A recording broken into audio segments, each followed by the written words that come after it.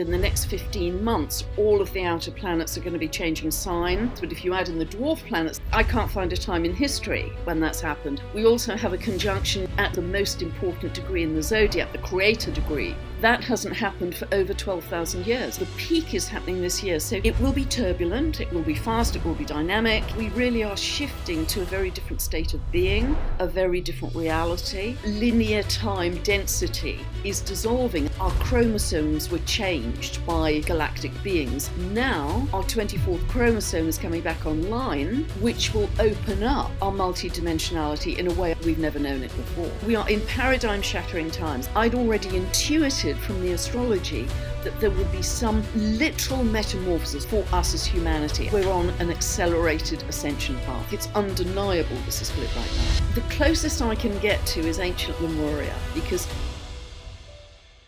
it seems to be a big year of transition. Massive. Biggest in our lives, I would say.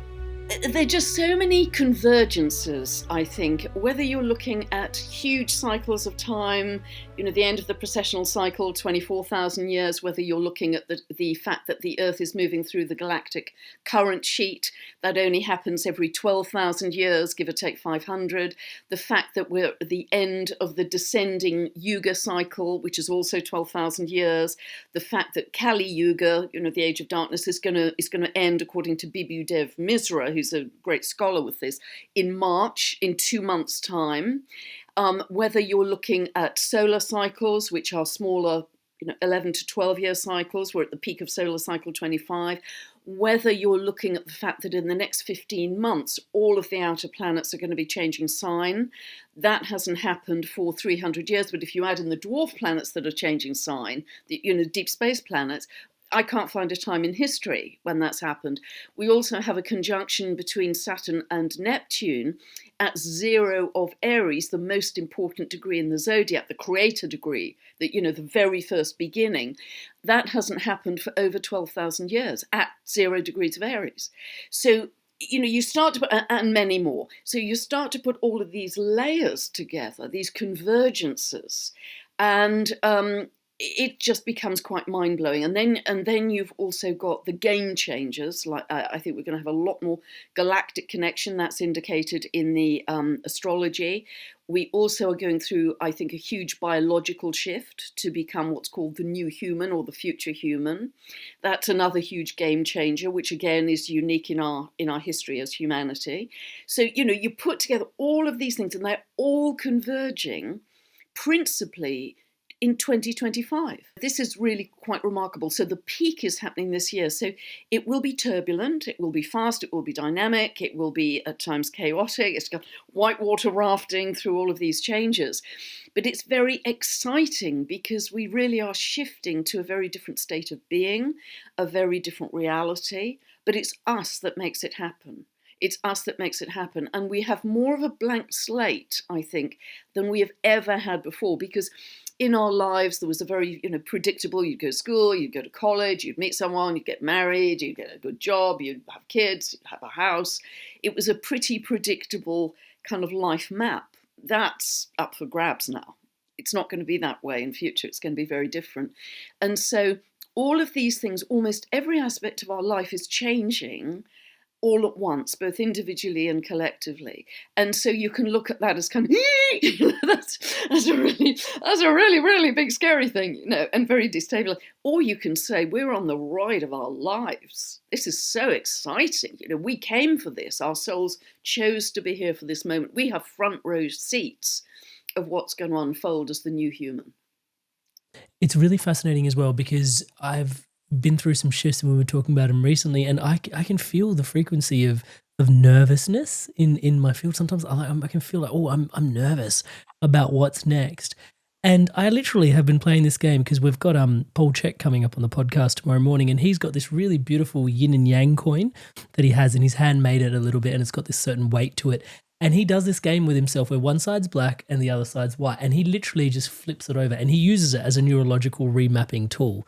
In true Paul Check fashion. And he goes, just flip it over and notice excitement, and just flip it back and it's nervousness, and just flip it back and it's excitement. And it was like, and I've just been playing, and I don't even have the coin. I'm just visually doing it in my mind. and I'm just watching how I can play with the frequency. That is spot on, Amrit. In fact, I was saying that I think just a few days ago in an interview with someone, because it's the same kind of jazzed up feeling. And with Pluto in Aquarius is a very jazzed up sign. It's higher mind, but it's very intense and it's very fast. So yeah, you can either get mentally jazzed up with all of the input. There's going to be so many distractions and zigzags, and look over here and look over there, and a lot of input coming in. Or you can just say, I'm not going to listen to all of that. I'm going to refer to my own internal compass, and I'm going to be excited about what I create. Because that's where we're at right now. Much, much greater potential for manifestation and creation. You mentioned also that it's a fast year, and so there's a lot of these frequencies that are coming through at a rapid rate. Does it also mean that we experience time moving through faster? Like at the time of this recording, I'm kind of surprised that a month's already passed in 2025. Yes, so am I. Yes, it's moving very, very quickly. In fact, way back in March 2023, when Saturn was moving into Pisces, I did a video about that. And Saturn is linear time and Pisces dissolves. And so one of the reasons we feel that time is moving faster is as we are shifting out of 3D-ness, linear time density is dissolving, and that's why we have these feelings of that things are speeded up. Ultimately, we know that in the real world, as it were, there is no time. Things are cyclical. There's only ever the present. But the other reason we feel time is speeding up is the outer planets are all moving from earth and water signs, heavy, slow, dense, to do with permanency, into air and fire. Think a plane goes faster than a boat. Air is quicker than water. So air and fire are fast. They move really quickly. So the fact the energies are much more linked to air and fire as we move into the next 15 months also speeds everything up. In our old lives, we'd have a job for life, a home for life, a long-term car, that kind of thing. That's all changing. Partly because of AI and robotics, and those repetitive jobs are going to be changing, and that changes the whole socio-economic structure as well, with big questions as we move forwards. But it's a feeling of experiences are going to become much more valuable. Innovation, novelty, those kinds of things are going to be much more important than I'm in this job working at the bank 9 to 5 for my life. It's a very different set of experiences coming up. With all the convergences and all these different experiences coming up, it's interesting because I remember last time we spoke, the impression that was left upon me was just the language of astrology. And it was so profound, the impact that it left on me. And thank you for that. And that was such an incredible episode, even if I can share in myself. Oh, it was great. I think it was my best ever, actually. Touch wood. Thank you. You're too kind. The interesting thing around there is I remember you also saying there's a lot of predictive analysis that occurs from looking back in the past. But when there's so many things all coalescing at the same time, how do you look back and how do you even use predictive analysis as a thing? Well, in a way, that's kind of like economics or meteorology, that you can look back and say the previous time that this is what happened. And in the past, myself included in this, all astrologers do that. So we look, if we take something like Pluto in Aquarius, Pluto has a 248-year orbit, as you probably know, Amrit. So you can get, I did a big historical analysis of going back to the 1200s and then the 1500s, and then the latest period when Pluto was in Aquarius was from 1777 to 1798. So you look at all of those periods and say, okay, what were the commonalities? What were the similarities? In every case, there was a sense of the abuse of power from the top, whether it was the church or an autocratic monarchy or whatever. And ultimately, because Aquarius is the sign of revolution and freedom and humanitarianism, people rebelled. I mean, the most, it's often spoken about, the most dramatic example of that was the French Revolution in 1789, July 1789, when the peasants who couldn't even afford to buy bread stormed the Bastille, took down the monarchy, the monarch was beheaded, and that was the end of monarchy in Europe, in France anyway. And that began a process of democracy across Europe. So, we can look at this, and in a way, we're going to have some similar things happening this time around.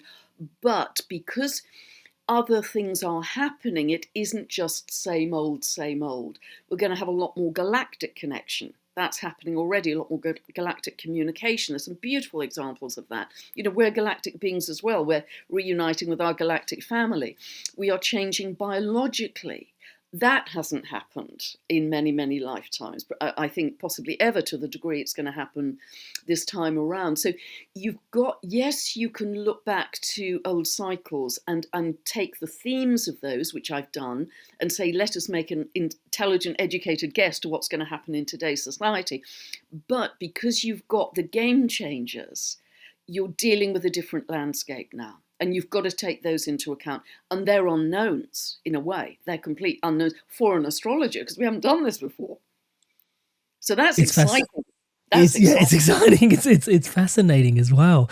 It's I think what I'm deducing from there is the magnitude of the shift is deducible. The nature of the shift is still, something can be deduced about it, and yet a lot of it is up to, hey, what's coming next. So you've mentioned our galactic nature. You've also mentioned biology as these game changers a couple of times. Let's start with the galactic nature of us. What do you mean by that we're tuning into more of our galactic nature? Well, I think we're made of stardust, aren't we? I mean, our bones are made of calcium that comes from the stars. The iron in our blood also comes from up there. Even Professor Brian Cox, who isn't a fan of astrology, says we're made of stardust. We're made of stardust.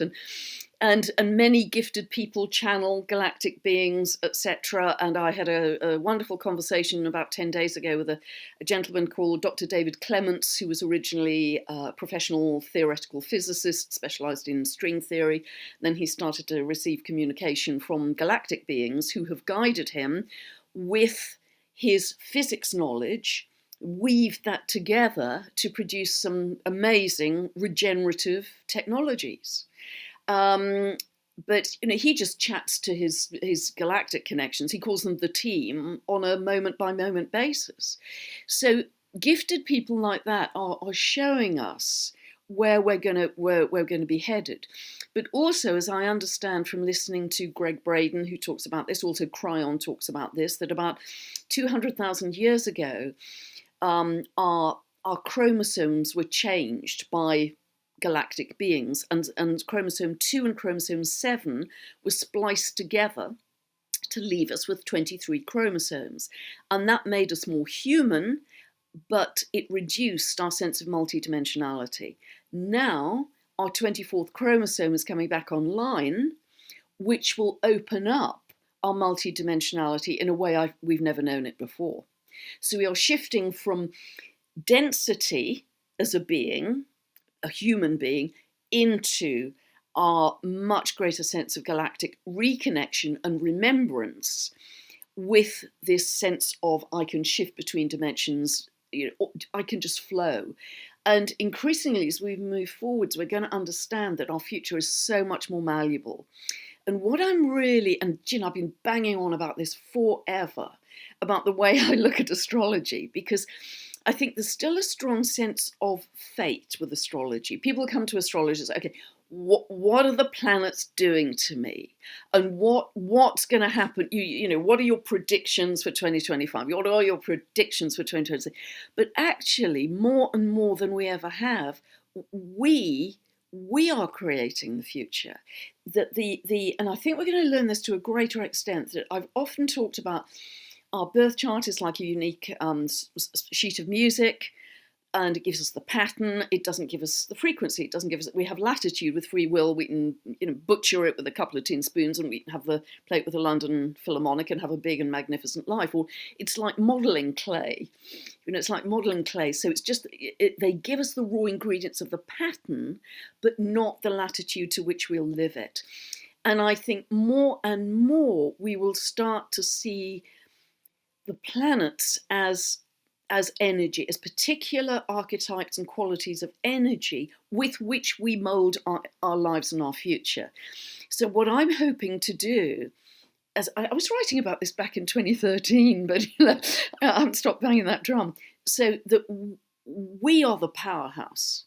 We are creating the future. We both individually and collectively. It isn't a film set that we step onto that's already there for tomorrow and next month and next year.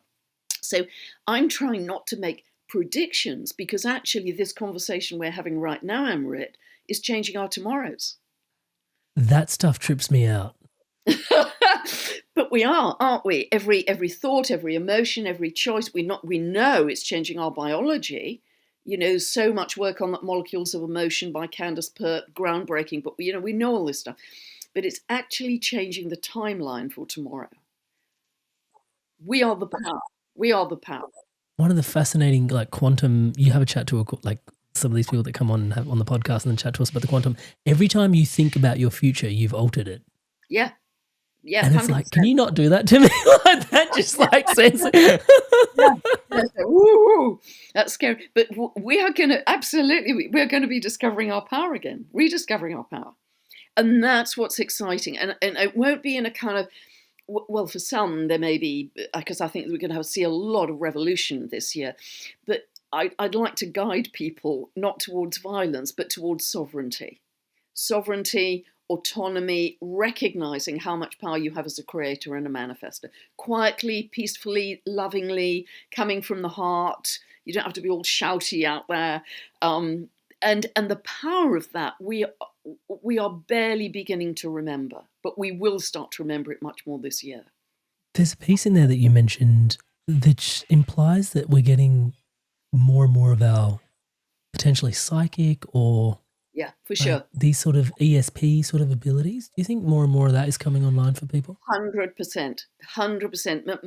Many more of the clairs, clairsentience, claircognizance, clairaudience, etc., coming back online. Much greater psychic sensitivity. People are remembering their dreams in a much bigger way. We're becoming more telepathic. I mean, this is starting to happen to people already. Healing ability being much stronger. And this is really, I think, signaled by the shift from the head to the heart, that we are going to be feeling each other. And ultimately, I think language will start to disappear. We're shifting from the head to the heart because we're shifting from the information age and these very short attention spans of TikTok and Twitter and X and to a feeling. And the feeling will come from the heart. And so this is the shift that's happening. And the more we can live in the heart, the more we will live a beautiful life. And I think we're going to discover a huge amount about the heart, physically, physiologically, but also spiritually. Lee Harris is talking in his channeling about the cosmic heart. David Clements, who I was just referring to, is talking about the sacred heart. And that the center of the sacred heart is the infinity point, and you have a direct connection to source from that. We know the heart is our largest electromagnetic organ. We know that the heart has the largest toroidal field in the body, much bigger than the brain's, and the heart sends more information to the brain than the brain does to the heart. We know that, heart math research. And so not only is the heart the biggest connection to the cosmos, because we're connecting to the electromagnetic field via our electromagnetic heart, but also this sense of divinity and direct link to source, I think is going to be a big, big part of this year that is going to be beautiful. And more of us are going to start to live from the heart in every moment. And you couldn't do anything better than that. I would have to agree. There's 3 keys you said actually for this year. One of them is heart-centeredness, which we're discussing now. The other one being humility, and the other one integrity. Can you tell us why these 3 particular keys this year? I think those are crucial to get to higher dimensions, because I think if you are in ego or superiority or arrogance, that's old world stuff. I'm better than you. We're going to move into a much greater sense of equality with all that's the Aquarian energy. All human beings are equal. All beings, or I'm a big animal lover. All beings are equal. We all have the same voice and the same right to be here. So I think humility is a huge one. Integrity is vital as a sense of high principle, honesty, transparency, because this is something we're going to be able to see in other people, because we're going to start, all of us, not too far from now, are going to be able to read other people's energy fields. And we're going to start to see if they're being dishonest. There'll be kind of darker colours in the aura or whatever. We're going to be able to see it. So this sense of integrity, that I always act to the highest principle. If I'm referring to anybody else's research or work, I will be scrupulous about crediting them. I won't claim it as my own. So that sense of purity of principle, I think, is absolutely vital. But the real biggie is coming from the heart. Because if you're coming from the heart, automatically humility and integrity become part of that. You can't act out of integrity if you're coming from the heart. You can't be arrogant if you're coming from the heart. So really, the foundation is the heart energy. I love that. Have you come across this podcast called The Telepathy Tapes by any chance? Yes. I've referred to it in one of my recent videos. Total curveball in the conversation, but I was fascinated by the fact that, and is this, maybe you can take some time to describe to us the age of Aquarius and maybe just what Aquarian energy symbolizes in your mind, because I think that would be really helpful for people to sort of just settle into in their mind. Yeah, so many things. First of all, on a global scale, it's to do with a big age of innovation and technology. A lot of it will be linked to aviation, because Aquarius is ruled by the planet Uranus, who is a sky god, and historically there have been all kinds of connections you can track with developments in aviation. Hot air balloons, first glider, all of those things track back to strong Uranus, strong Aquarian energy. So we will see huge developments in aviation. I just saw last week that a hemp plane, HEMP, has now been built, which is 75% hemp in its structure. And the fuel is a biofuel of hemp. And so this kind of development, there's something else called the hybrid air vehicle, and it can just lift off and travel at huge speeds because it's partly propelled by helium. So huge innovation in technology. Aviation is one big area. The out there, we can see this with the recent drone activity, whatever you think about that. But the developments in galactic ships arriving, that kind of, all of this is very Aquarian. Medical innovation, healing technologies. Aquarius is linked to youth, so we will see a lot of anti-aging technologies that will bring greater longevity as well. It's linked to revolution. It's linked to electrification and unstable geomagnetics as well. So, for instance, the Earth has never been more electrified than it is at the moment. Wi-Fi, smart meters, zillions of satellites out there, never to the scale we've had it before. And that's very destabilizing for the geomagnetics, and everything's connected right through to the, we humans and to the core of the Earth.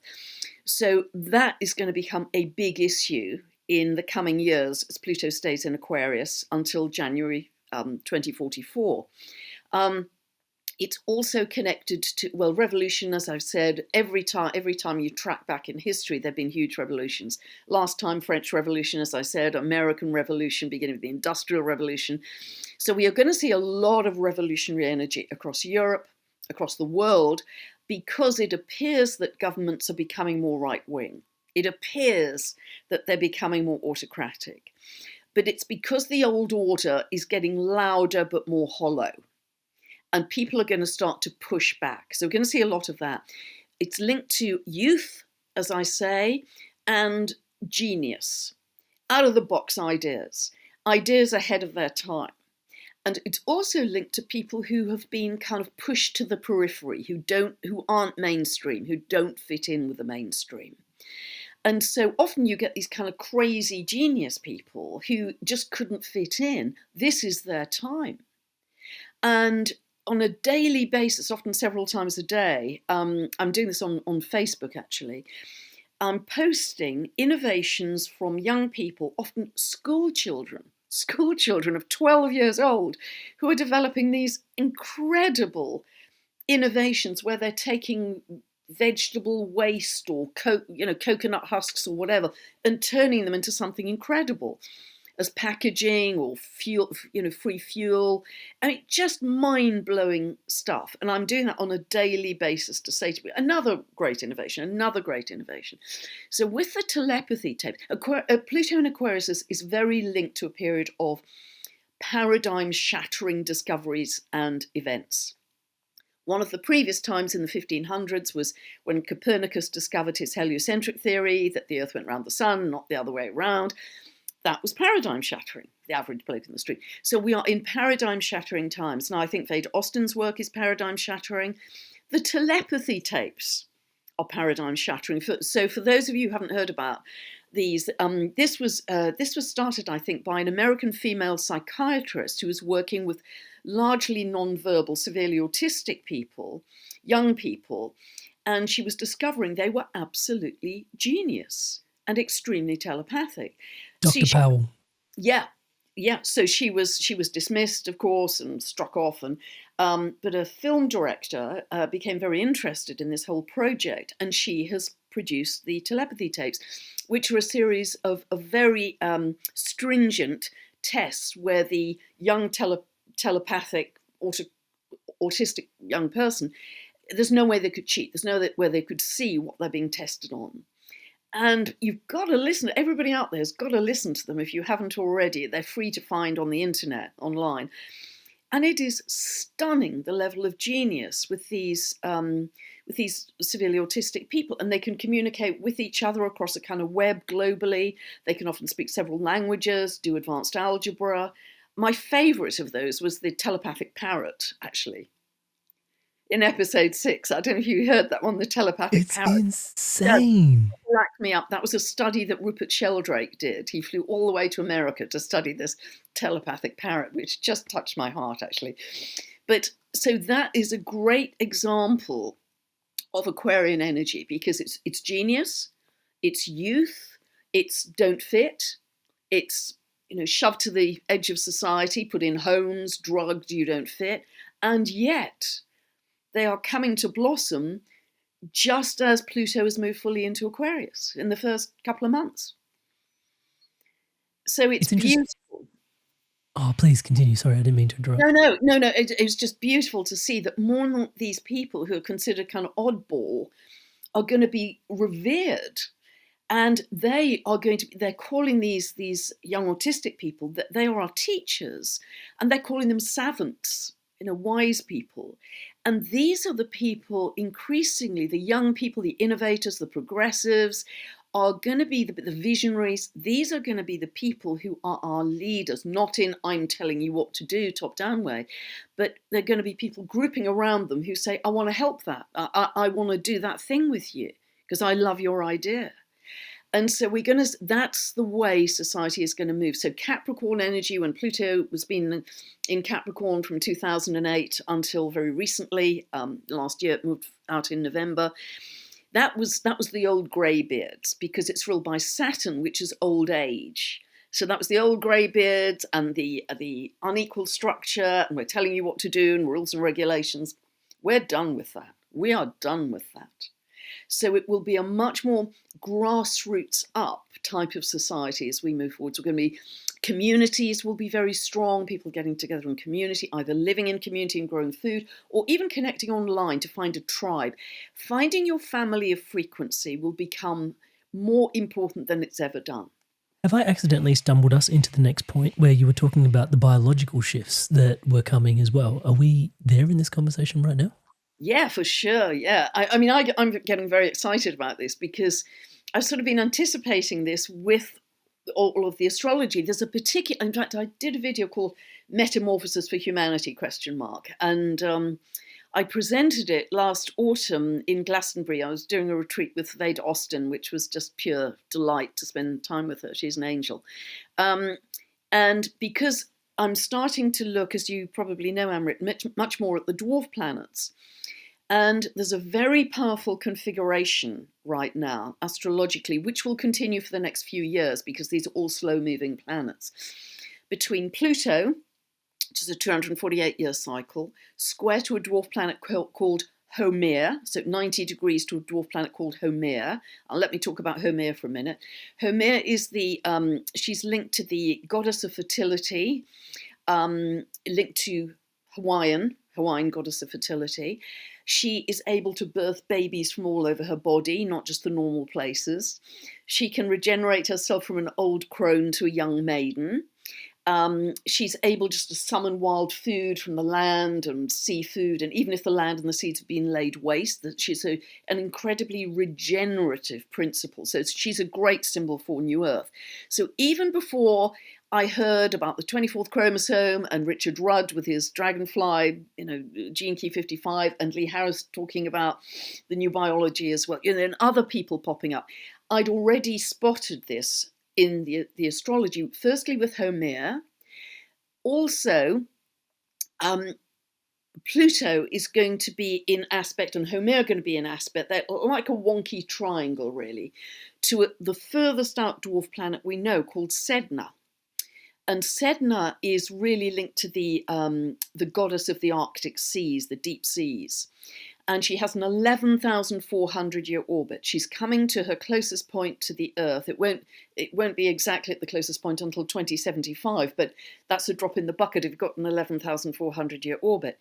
So in her myth, which is a bit grisly, she married inappropriately and she begged her father to come and rescue her. He came in a canoe, but a big storm blew up. So this is a very abbreviated version. So in order to save himself in the storm, he threw his daughter out of the canoe. Patriarchy does not come well out of this. And when she tried to hang on to the canoe, he chopped her fingers off. And she just sank. Great father, eh? Nail in the coffin for this, Dad. Absolutely. So she sank down to the deep, of course, drowned in the state that she was, but her fingers became exquisite sea creatures of turtles and whales and dolphins, beautiful new sea creatures, new creatures for the sea. And so because this is very strong geometry, Pluto, Haumea, Sedna, and it will continue for the next few years, but it is at its closest in 2025 and 2026.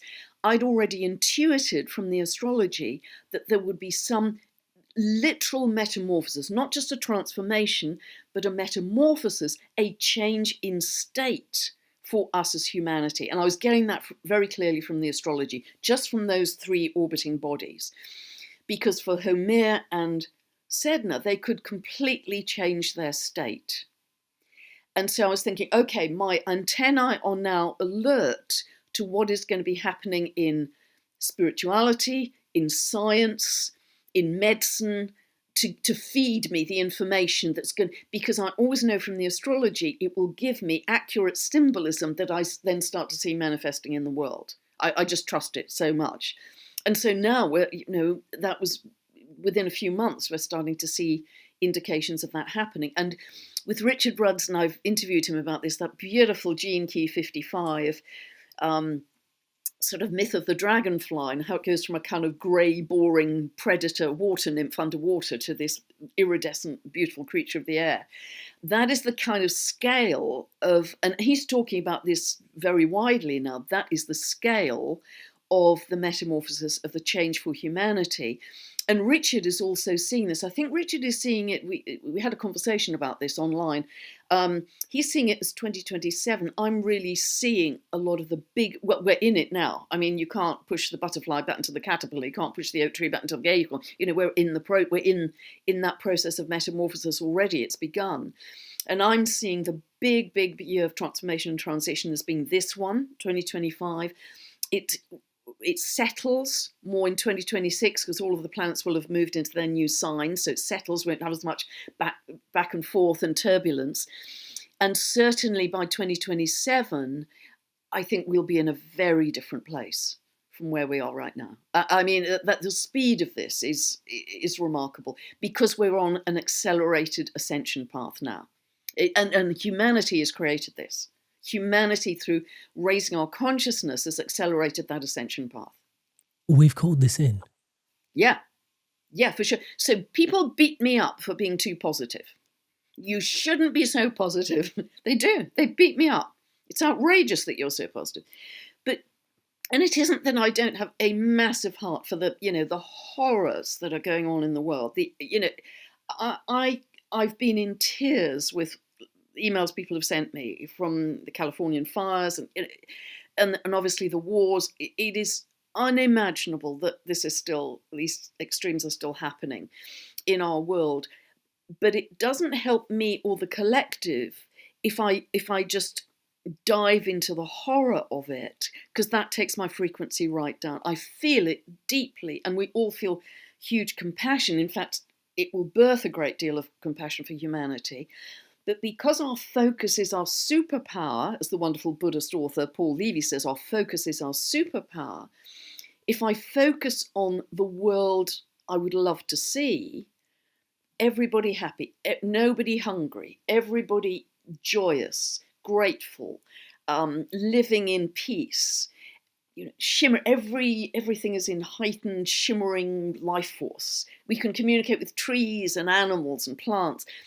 If I focus on what I want to see in the world, I am much more likely to see it in my reality than if I think, oh my God, the world is just in total despair and there's no hope. That's not going to help me or anybody else. So it isn't that I don't feel immensely for the suffering, because, there by the grace of God go you and I. It could have been any of us who lives in California and lost it, just horrific. But I must have the strength to say, okay, what can I do? So I'm doing a nightly meditation. You probably know it's a free 15-minute meditation, no tech, everybody just joins energetically. And we're saying, okay, let us put the people and the animals who are in extreme suffering in the circle. We all connect with our hearts. Put them in the circle, and please don't focus on the problem, be aware of the problem, but focus on the end result you want. See these people healthy, happy, joyous, because that's how the quantum model works. So, and we're doing it because we wouldn't have accelerated the timeline so much if we hadn't been successful as a humanity in raising our consciousness. We're doing it, we're rocking it. I'm almost nervous to ask this at this juncture, but it is incumbent at this point. There does also seem to be, I don't know, I don't like using the word split.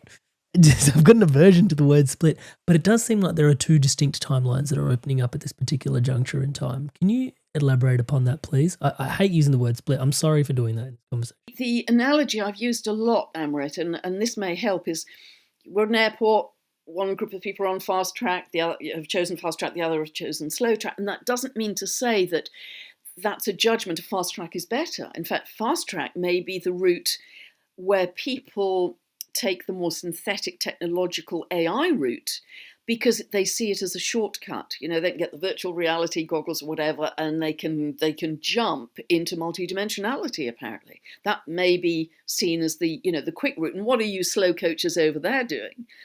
Grubbing around growing vegetables. But ultimately, I believe that what nature wants, what the earth wants, is an organic, natural transition. And ultimately, consciousness and our divinity and our big hearts will win the day. So I do see a split. I see people who are following the narrative and finding it's convenient to have a chip in their hands and little nanobots that go around their body and clean up the damages. Isn't that a cool, great, whizzy thing? And, never get sick. And so they will take that particular route. I personally won't. So there's a much more natural and organic group who are saying, no, I'm sorry. I'm going to take this route. And in my heart, I know that's the correct route. Ultimately, we're all going to get on the unity consciousness plane. We're all going to end up at the same point. It's just which road are you taking in order to get there. And so, yes, I think it's undeniable there's a split right now. I think and one route is based on fear and being helped by external authorities and external devices. And the other route is based on love and no, I'm going to create my reality from my heart and my inner power center. It's going to be internal. I'm going to live from the inside out, not continuing to live from the outside in. And the gadgets are still external reliance. I'm relying on something outside of me to fix things. And I think the way nature and God and the universe wants us to operate is organically, and it's almost erupting from us. This is the dragonfly emerging. This is the butterfly emerging from us. This is the time for humanity when that's going to happen.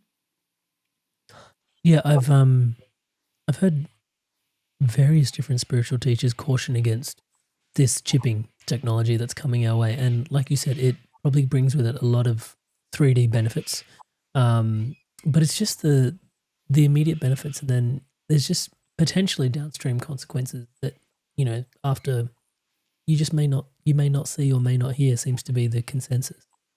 Yeah, it's interesting, and I think it's because they're not. Essentially, the human being is about the heart, and it's about our sense of divinity. And I don't think the convenient route feeds either of those. I think it shortcuts with some cool advantages short term. I don't think you can get shopping faster or buy your train ticket faster. I don't think it feeds your heart or your divinity. And at the end of the day, that's who we are as human beings.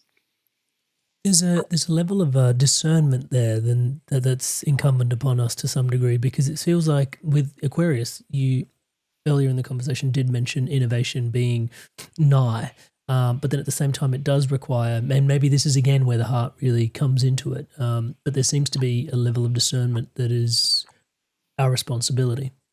Absolutely, spot on, Amrit, spot on. It really is, because we are going to have to be very fine in our judgments, because there are going to be some wonderful technologies like the anti-aging technologies, the longevity technology. For me, it's always a question of my boundary is my body, is my skin. So I don't want anything invasive. But there are going to be there are already some beautiful healing technologies out there. There's the harmonic egg, there's the tachyon chamber, there's the iterocare wand, all kinds of wonderful energy and frequency technologies. And Edgar Cayce predicted this, didn't he? That energy and frequency would be our medicine. So there's some beautiful healing technologies out there, but they don't become an integral part of me within my body. So for me, that's the dividing line. So I think, yes, we will have to use great discernment. I think there will be some very beneficial innovations, as I say, in aviation. It could be in medicine, but it's more I think it's the real recognition that everything is energy and frequency. And that will be the way we go in terms of creating heart coherence, and coherence not only for us as individuals, but coherence as groups, as societies, as nations, as a collective. It will ripple out, because that heart coherence is actually infectious, and HeartMath talk about this as well. You infect people with your heart coherence. You infect people with your love and your joy. And so that's where we're headed. But the recognition of frequency and energy is going to become a very big part of this Aquarian energy. So yes, you're spot on. We have to use so much discernment in terms of this whizzy new whatever. Is this for my highest good? And we have to check in with our hearts then. Yes, absolutely.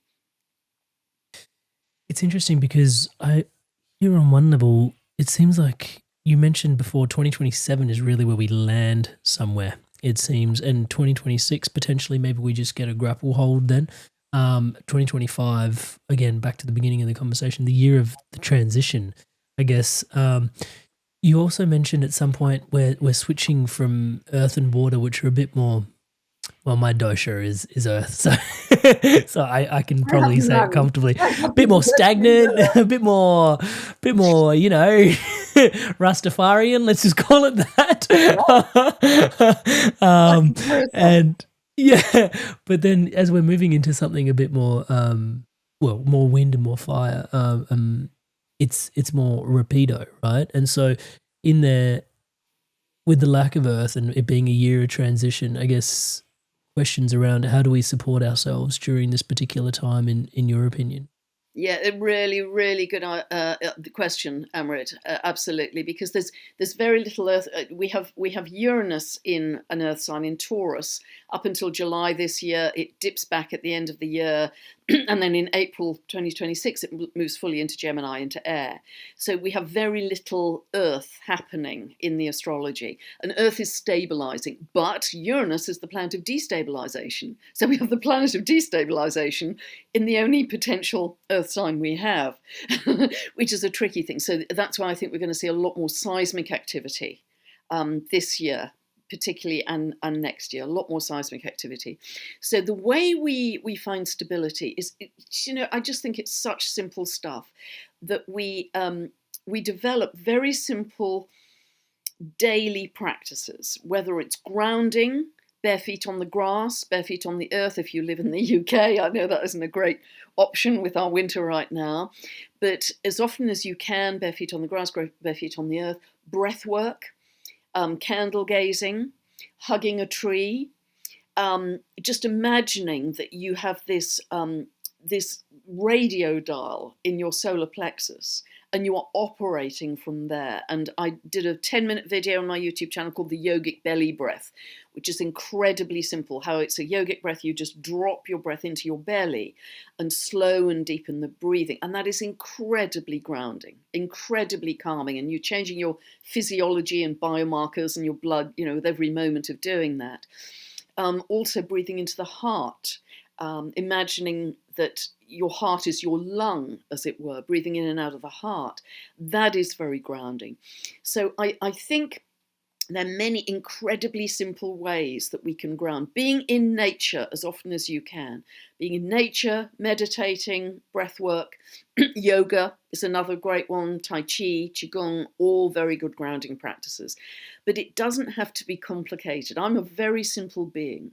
And so just any one of those will serve you very well. Keep it simple, turn inwards. Turn off the news. Don't look out at the distractions, particularly with the governments we have right now. And, it's not a bowl of cherries in the UK either. That there are going to be so many distractions of whiplash, and also so much on social media that can potentially divert you and alarm you. Turn inwards. There's one thing to focus on if you turn inwards, and that's your state of being. So make that your absolutely top priority with grounding. Yeah, we had Clint Ober on the podcast earlier this year, the earthing.com. He did the documentaries and it was extremely profound actually watching his.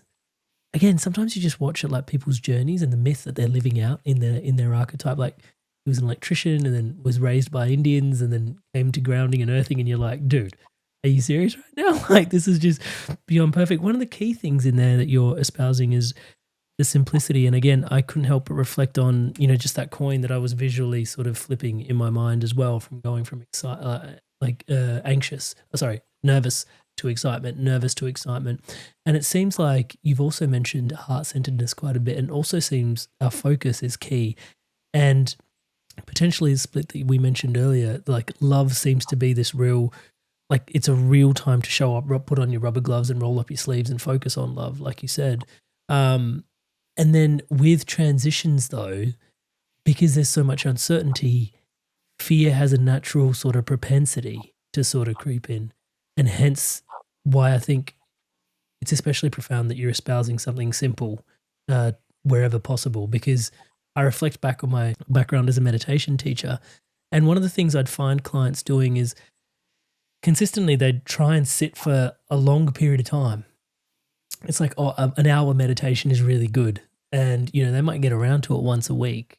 And I was like, it's way better if you just do 5 minutes every day, and short, effective doses more regularly.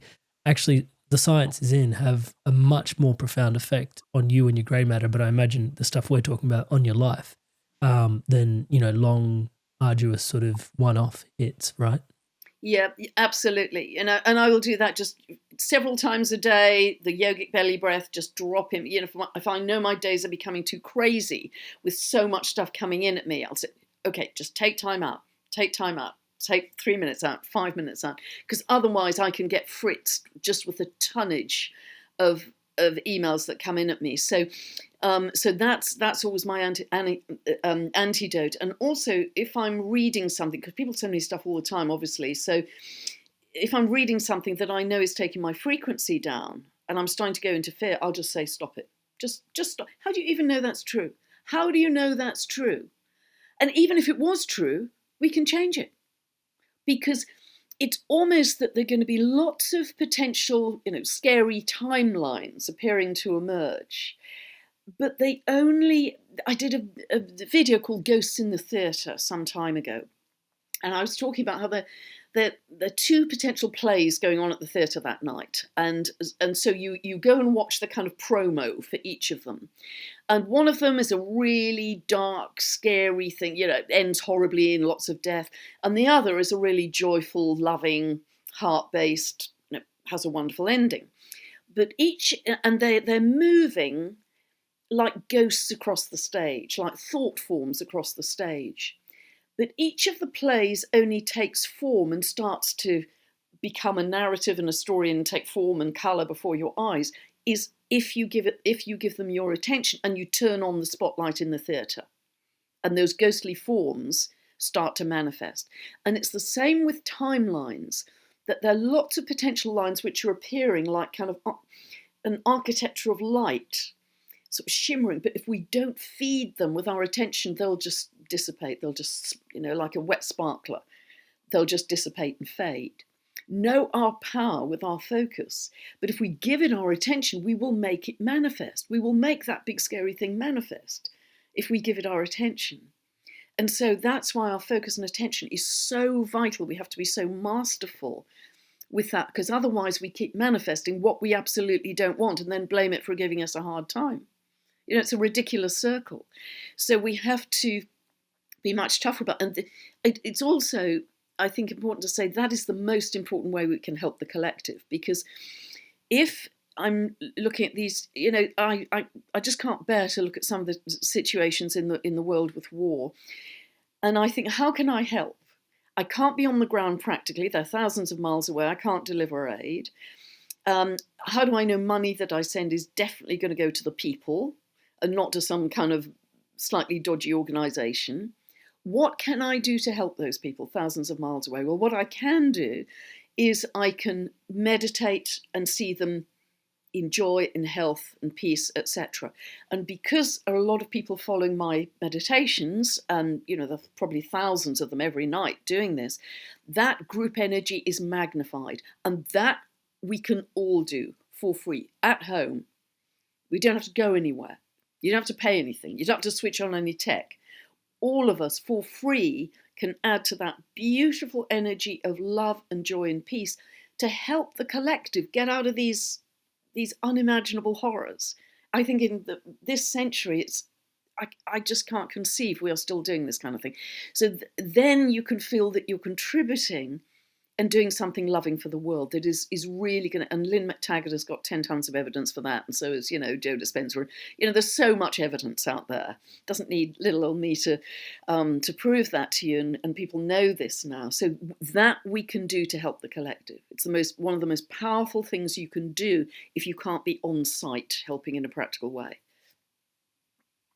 I love that you mentioned, thank you for that. I love that you mentioned those two individuals, because it also seems like what's coming to the fore now is, well, we've all been living in consciousness, time immemorial, or time, interesting. Anyway, I'll stop doing that. But the interesting piece in there is the science of consciousness is really going through this emergence thing. Can you, there's a nodding head. Can you tell me more about your insights on that? Yeah, this is really exciting, isn't it? I mean, it really is, because it's linked to this understanding of energy, that everything is energy and frequency, but it's understanding it in a bigger way than we ever have. So it was really what took my understanding further was this conversation with Dr. David Clements about 10 days ago, because what he has moved from a world of solidity and measurement as a theoretical physicist into a world of what he has called the science of living consciousness. The science of living consciousness. And so from his perspective, aided by his galactic team, he is seeing just everything as flowing energy. And even Joe Dispenza many years ago was talking about, if you fly through a human being with a camera taking photographs all the time, there'll be almost nothing on the film when you get to the end, because we're just vibrating energy. There's this illusion of density. And so at the quantum level, everything is actually moving and malleable, which means that we can change our state of consciousness more easily than we think, because it's shifting and moving all the time. And I think so much is going to be discovered about consciousness, the consciousness of planets, because I think they are all not just rocks orbiting in the sky, but they are essentially probability waves of consciousness that have a particular quality, each of them. I think that's going to be discovered. And that everything in our universe is ultimately one consciousness, and we are merely fractal, unique expressions of that consciousness with our own souls. And the science of understanding that, I think, is going to be one of the big breakthroughs that we have in these coming few years. And that is going to be immensely exciting, because it's actually very unifying. It's actually really unifying, isn't it? And so people doing work like that really have my attention, because they're leading edge of where we're going. Because consciousness is such a, woo-woo, vague, abstract, ethereal. You can't grab it, you can't measure it, you can't pin it down. But that's the life force, that's source intelligence at work. That's the life force of what makes everything work in the world and make us live as individuals. So it's really exciting, I think. Yeah, I love it when even just, we do see sometimes the consciousness as woo-woo, but you speak to like scientists that have really gone deep on it, and there is this thing called the hard problem of consciousness. And it's just like they can't, there's this and it's fundamental to one of the like assumption sets that drives so much of science, and it's called the hard problem of consciousness, and it's in their awareness, and it's really cool. Well, just even like you said, what's coming up in the next little while. Thinking about where quantum computing takes us, what that teaches us, maybe we don't solve it, but we definitely will be learning a lot more. And Veda's work, yeah, absolutely. And Veda's beautiful work. She talks about water as living consciousness and condensed light, and it's light that carries all the information into the water. And I mean, her work is, every time I look at Veda's work, it's taken another giant leap forwards. I can't keep up with her, but she's discovering so much about consciousness through the water. And that is going to be absolutely fascinating, because the water seems to be our primary evolutionary impulse, our primary evolutionary force to really change as beings and to have a greater understanding of consciousness. And her work is so unique and beautiful in doing that. Yeah, I remember when I was talking to yourself and talking to her on the podcast, it seemed one thing to be able to mirror our own thoughts into water and have it reflect back our intentionality back at us. But through her work, it's almost like water's communicating to her, and she's learning to listen. That is quite profound. It almost sounds pagan, but it's quite profound in terms of what it implies in terms of intelligence around us. And maybe this harkens back to your point before around it all sort of becoming frequency. And we're becoming much more dialed in and aware of this. And whether we like it or not, to some degree, we're going to start tuning in. You said the clairs, I like the way you put that. The clairs are coming more and more online as well. And this seems to be quite you used the word revolution a few times as well. And I wanted to just double click on that and get your thoughts, because revolution can mean many things on many fronts. And we've covered a lot of different revolutionary things in terms of the self. Yeah. But in terms of the world at large, I mean, revolution is normally associated with freedom. Is there a frequency of freedom around Aquarian energy? Oh, big time. That's one of the key words for Aquarius, big time. Freedom, sovereignty, autonomy, big time, and a much greater sense of equality. So yes, I think, thank you for that, Amrit.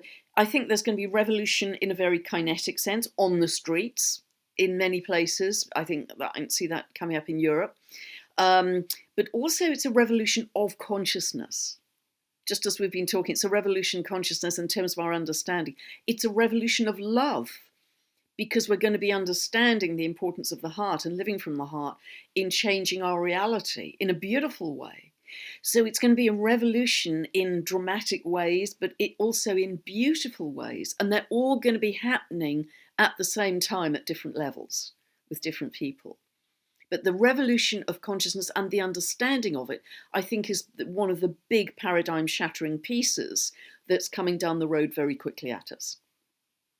What does a world post patriarchy look like in your mind? I mean, it's a big question, I know, because it's what we've known for so long, but it does feel like that's one of the things that's dissolving here as well.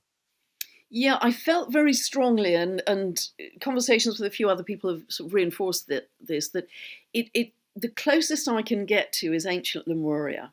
That's the closest I can get to, and I have a sort of strong affinity with that world because they lived in a state of oneness.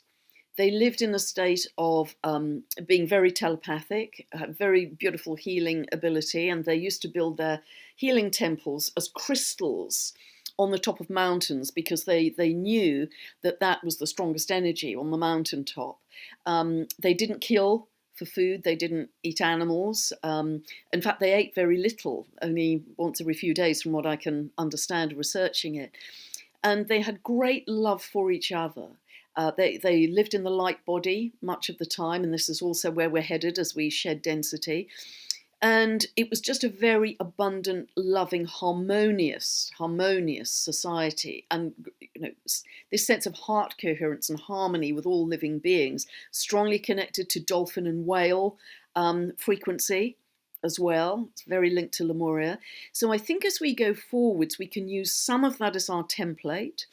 I think we can use some of the way that the beautiful indigenous people live with all of their amazing wisdom and connection to the earth and understanding of nature.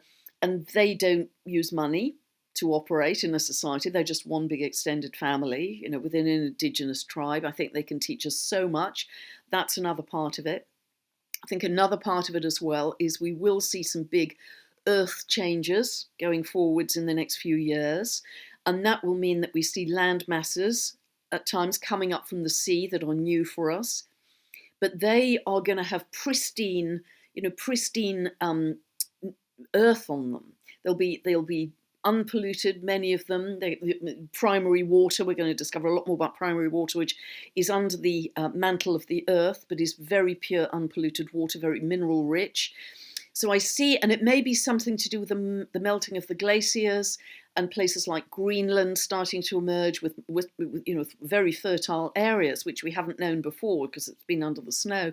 It's that kind of thing. There's going to be new land emerging for various reasons, whether it's eruption or ice melting. And we may even migrate to those areas of greater food productivity where we can grow it very easily, where other land has been laid waste, the Homer principle, and form communities there. And they will be much more heart and spiritually based, certainly than we've had in this lifetime. So that's the kind of feeling I'm getting. And there will be love for all living beings. Love for all living beings. We'll communicate with the trees as well as the animals, the birds. And so people may think I'm just Mary Poppins and pie in the sky. But if I have some glimpse of that, I have more chance of creating it than if I'm gloom and doom. Because other people are thinking in similar ways to me. I know they are because I talk to them. So, and the more we can make that manifest by coming together and holding that vision, the closer we're going to get to something like that. I'd like to double click on togetherness, community. It seems you in many of your videos, actually, of your recent videos, you've been talking more and more about this. Seems to be, I don't want to use the word antidote, but it seems to be a medicine. Probably is a good word to use, I think, that's ripe for this time. Just your thoughts and why you're espousing so much around community at this present time. Yeah, it's partly the Aquarian energy. That's very community-based because it's a much more horizontally structured society than a top-down.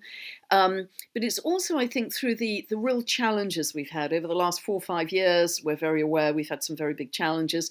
I'm in a group that has come together because of those. Actually, because we said, do you know what? I'm just not buying into this. I'm just not doing this. So a group has come together of like mind. We're incredibly different people at the sort of 3D level.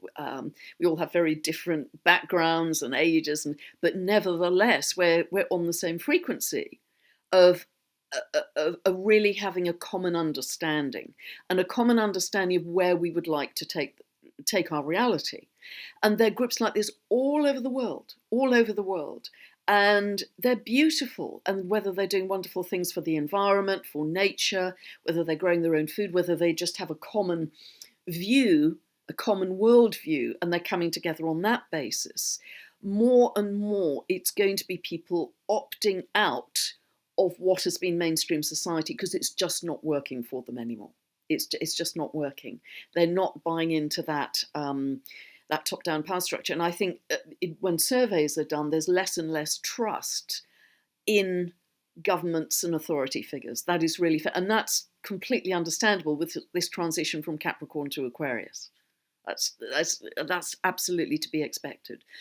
And so that's the way we're moving. So it's really, I like to call them a family of frequency. So whether it's online like this, we're doing it right now, Amrit, or whether it's in person and you get together and you hug and you laugh and you have a good time and you think, oh, it's been life-changing for me, actually. It's been really life-changing for me. Whichever way it happens, you are connecting on the basis of your frequency, which hasn't really been done before. It was your colleagues at work or the people in the local neighbourhood. It wasn't based on frequency, but increasingly going forwards, that's how it's going to be. I think some people tuning into this podcast are going to want to know where to start when it comes to community.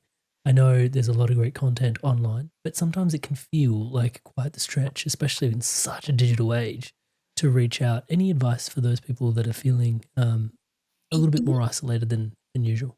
I mean, one of the things that I've been involved in during the early years of the pandemic, there was an Australian chap, I think his name is Brady Gunn, and he just had an idea to start at what he called a stand in the park. Very Aussie name, by the way. Yeah, isn't it great? And he just suggested that all over the world, people could gather at 10 o'clock on a Sunday morning for free, and it was just social, if they possibly had a different view of things. So, and it's all over the world. He has a website, and there's a Facebook page with locations as well as the website, and they're just all over the world. And so that is a good place to look. I'd also suggest things like permaculture groups, People's Health Alliance. In the UK, we have People's Food and Farming Alliance that you can get involved in, support the local farmers because they're having a very hard time here and in many countries. Whatever your particular interests are, if it's anything to do with food growing, that would be a good place to go. If you have any ability in the health area, if you're a therapist or practitioner, People's Health Alliance, I believe, is now all over the world with groups, all the Stand in the Park groups. And also say to yourself, set a clear intention. I am connecting already with my perfect family of frequency. I'm connecting already, present tense, with my perfect family of frequency. And it just happens. It just happens. And I use the infinity wave of Hope Fitzgerald, to ease the flow. I use Ho'oponopono a lot, and that works miracles, I have to tell you. So it eases the challenge of day-to-day life to have these little things in your toolkit, but certainly just setting a clear intention. I live very much by intention through my days as well, that you're going to link together with your perfect family frequency. That's a good way to go. Yeah, Dr. Hugh Len passed away not too long ago, actually, the Ho'oponopono prayer. Such a beautiful and powerful prayer. Yeah, the reason I ask as well was because this podcast, I don't think many people know this, but was actually birthed out of some time ago now. Every 2 Fridays, I would invite people over to my house to just shoot the shit on spirituality, philosophy, personal development, Jungian philosophy, archetypes. We'd discuss all sorts of things. We'd open with a meditation and just go into it. And the only thing was chai chats and community. We'd given up alcohol, and and people were looking to just hang out, and the chats were kind of going, all right. And now you and I are participating in some of those chats, and it was called Mandala Moments. And sometimes it's just opening up your house, and I think we often overcomplicate it, and everyone, I remember even running Mandala Moments. Now other people have their own chapters around Australia running their Mandala Moments, but really some part of me was a bit saddened, and I probably shouldn't say it like that, but the fact, because I'm Indian, it's just come over for a cup of tea. It's just chai, and but it's a recurring chai. that everybody you could just drop in on. And the Beautiful, fact that we needed to beautiful sort of idea. chapterize it to try and get people to connect in, but nonetheless, it doesn't have to be so complicated. No, no, it's a Um, beautiful idea. Mandala moments. I think it's a beautiful, beautiful idea. So, yeah, things like that. If you connect to people in your local environment, yeah, just get together socially once a week or whatever. But it lifts your heart to think human connection is one of the biggest things that the pandemic taught us was so valuable because we were cut off from human connection, many of us who lived alone or whatever. And that human connection is so precious. And that's what any kind of group will do, bring you back to human connection. Very there's precious. so much there's so much magic in it. Thank you. I can't let you go today without looking at, okay, so we're moving into, there's all this transition happening, and then maybe it's just me because I'm running this podcast, but surely it's not. The awareness around astrology also seems to be shifting for the collective. I need your thoughts on that. I would like It's your very thoughts on that, Aquarian. please.